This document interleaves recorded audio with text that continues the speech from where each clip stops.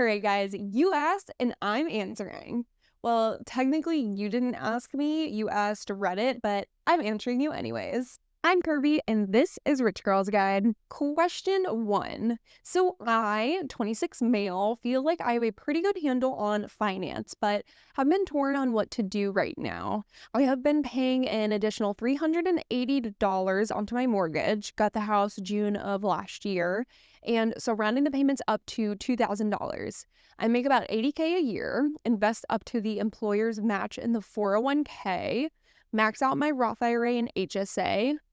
Awesome. The interest rate on my mortgage is 6.375%, which considering everything isn't terrible. Not at all. Does it make sense to continue paying down my mortgage, or should I throw that in investments or savings? I live in a medium cost of living. I'm gonna say medium cost of living area. My only other debt other than the mortgage is about $10,000 in student loans at about 4%, and my employer puts $100 a month towards that.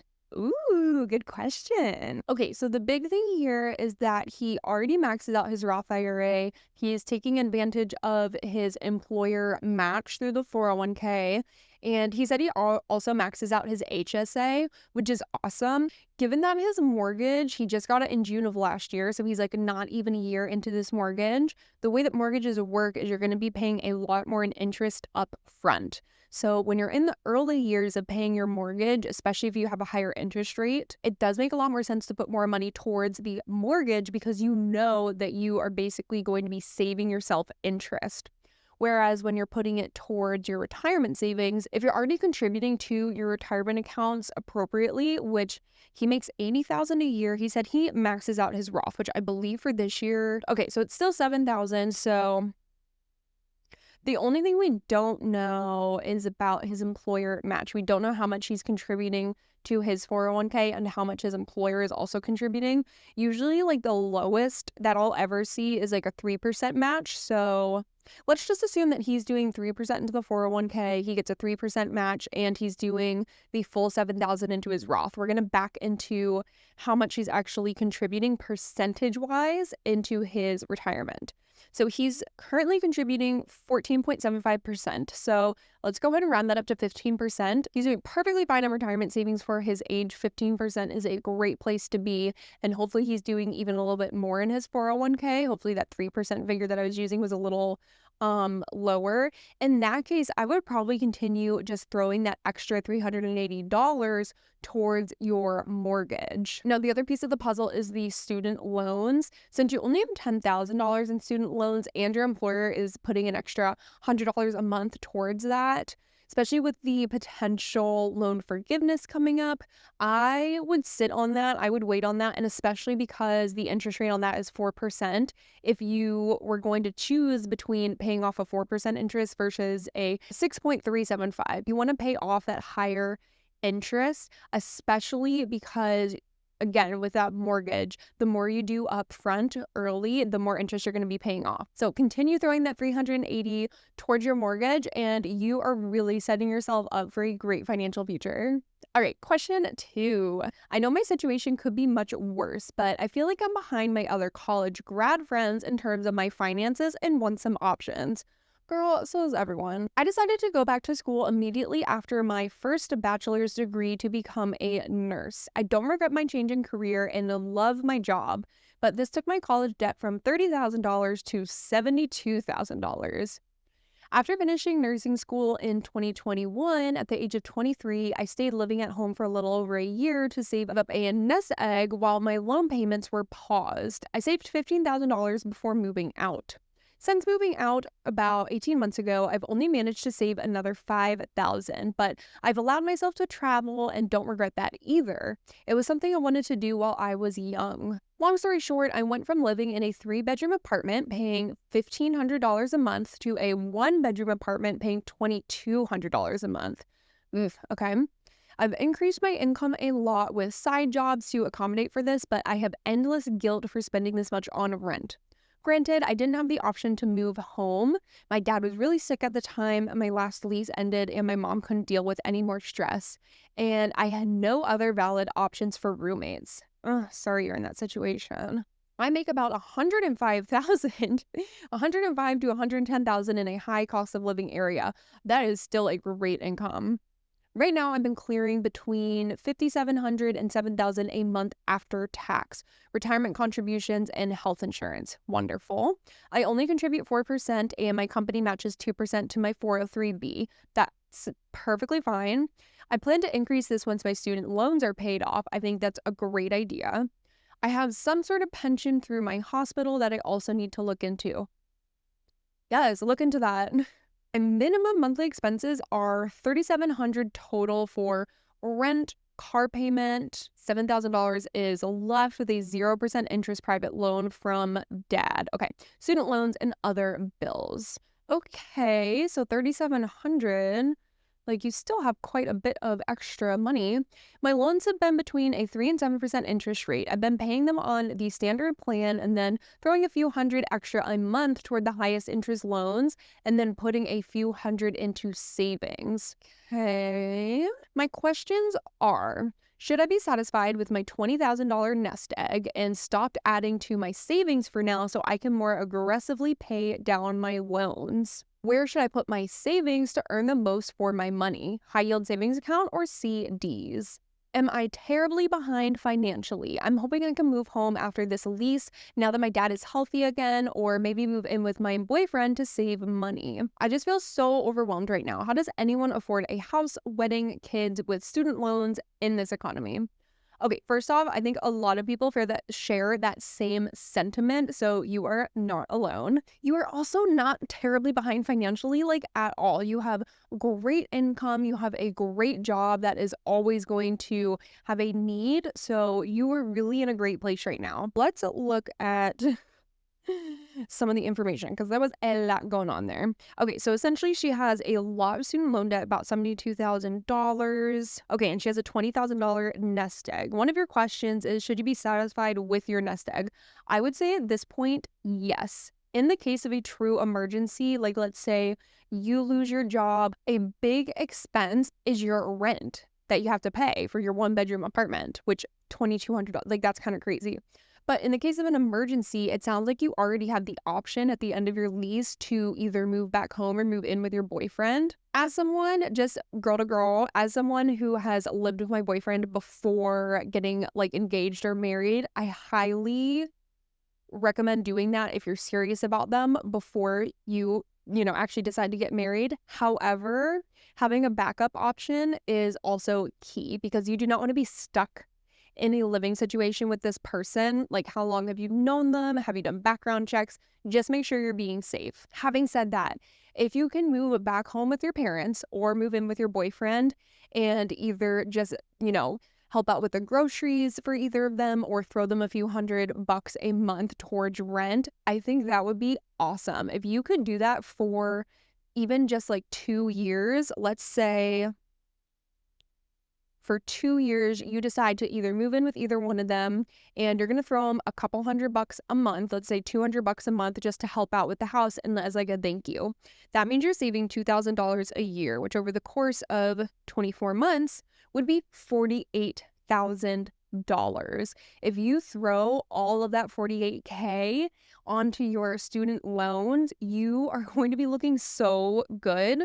The other thing I have a question about, so you said you've been clearing between 5,700 and 7,000 a month. So let's use the 5,700 as a low number. Your minimum monthly expenses are 3,700 for rent, car payment, all that stuff. So where's the difference coming in? Because even on a low month, you're clearing about 2,000 extra dollars a month. Like, where's that extra $2,000 going? I would definitely not put anything else towards your nest egg. $20,000 is an amazing emergency fund. And maybe once you've tackled your student loan debt, once you have your housing figured out in a couple of years, you're moved out from mom and dad's place, then I would start aggressively saving more into both your retirement and your nest egg. Yeah, the loans are between 3 and 7%. So obviously try and throw the money towards those higher interest loans first if you're able to. And then my other question would be, where's that extra $2,000 a month going? Or on the months where you are bringing in $7,000 a month, Like, where is that extra? Where's the extra money going? Because the more that you can throw towards these student loans, it sounds like they're kind of weighing on you. So the more that you can throw towards them, if you have an extra even $1,000 a month over the next 2 years, on top of throwing that extra $2,000 from the rent, if you're throwing $3,000 a month at these student loans over 2 years, $72,000. Like, you're done. Now, there might be some like extra fees. You're obviously going to accrue some interest over that time. But if you could be done with this in the next 2 to 3 years, then you can worry about everything else. You do not need to be worrying about paying for a wedding right now. You don't need to be worried about paying for a house right now. Figure out where that extra money is going. See if you can throw it towards the student loans and worry about the rest of it later. And don't worry, you are not behind. You're asking the right questions and you're doing the right things. All right, I think we have time for one more question. I have 5 different 401ks from past jobs. Okay. And one with my current employer. Jesus Christ, so 6 401ks. I also have an IRA, don't qualify Roth due to income, and a brokerage account, both of which are just invested in VOO, that's an ETF, passively for the long term. And that's a good ETF, so that's awesome. I've left my old 401ks on autopilot, but have recently started getting my act together for investing in retirement planning. Yay, love to see it. I've always maxed 401ks, but never rolled any over, and just stuck all the money into the target retirement for my projected retirement year. It seems that I'd be able to roll over my old 401ks to my IRA without any issues, and I'd rather do that than roll over my current employer's 401k, since I'm sure I'll move again at some point. Is the rollover to the IRA the way to go? Anything else to consider? Okay, this is a great question, and I feel like a lot of people end up in the same boat. You have old 401ks from former employers.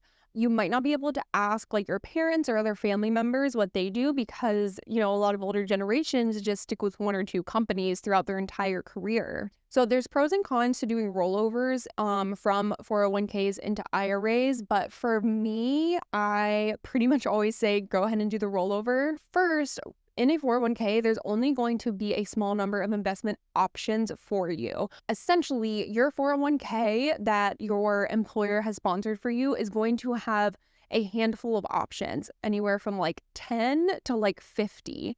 And while 50 may seem like a lot, if you roll that money into an IRA, you now have options to like hundreds of thousands of different investment options. This also allows you to maybe get set up with a financial advisor. It sounds like you have your act together, and honestly, the VOO ETF is fantastic.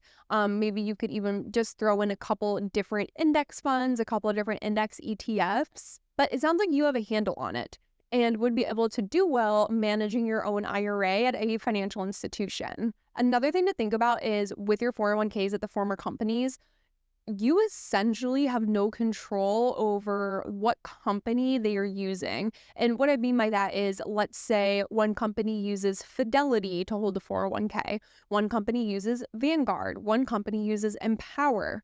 They could be spread out all over the place, and you have no say over whether your company maybe chooses to go from Fidelity to a different institution, and maybe they don't have up-to-date mailing addresses for you. You might have to speak with different reps from time to time, fill out different forms with like the same information. For me personally, having all these like little 401ks at all these different places just makes me very nervous, okay? For me, again, personally, I would much rather roll over all of those old 401ks, so all of those 5 401ks, roll them all into one traditional IRA and then make my investment choices there. Then you can choose which financial institution you're working with. You can choose whatever investments you want, and you can really make it your own. This will also allow you, if you do leave your current job in the future, you can then just roll that old 401k right into your traditional IRA and have that traditional IRA really be your hub. Now, one thing I wanted to point out, you said that your income excludes you from making Roth contributions. Now, just because you're excluded from making a direct Roth contribution does not mean that you can't make a backdoor Roth contribution. And that's something that if you open a traditional IRA at a financial institution, they would be able to kind of help you along with that and how to like open an IRA like that and how to actually do all the things. Again, I have a video on that. I will link it here. The only other thing I can think of is depending on your 401k companies, some companies, a lot of them nowadays, especially for the target date funds, the expenses are pretty low because there's a lot of people in the 401k plan and they have a fiduciary responsibility to keep the costs down low for their employees. However, once you separate from employment, it is my understanding that sometimes they can charge you some extra like administrative fees that they might not charge current employees. As a former employee, you can sometimes be treated differently. Now, that just depends on the 401k plan and the actual company that is sponsoring the plan as well. But that's something to keep in mind. I would just maybe look at your recent statements or even call the different 401k providers and ask them what kind of fees you're paying and see if that would be something that you'd be able to either avoid or if it's less charges that you would have at a like Fidelity or something where you would open your own IRA. All right, that actually went off pretty well. I was expecting to go off the rails a little bit, but we pretty much kept on track. Hopefully, someone learned something and had a little bit of fun. These questions were actually quite tame, so maybe I'll try and get some more juicy questions next time. All right, guys, let me know if this is a format that you enjoy. Do you want more mini episodes like this where I answer Reddit questions? I actually thought that was pretty fun. I'm normally not this off the cuff during episodes, but I want to give the people what they want. So let me know what you want in the comments below. But be nice, please. Subscribe, like, all the things. I love you. See you on Monday for a brand new episode.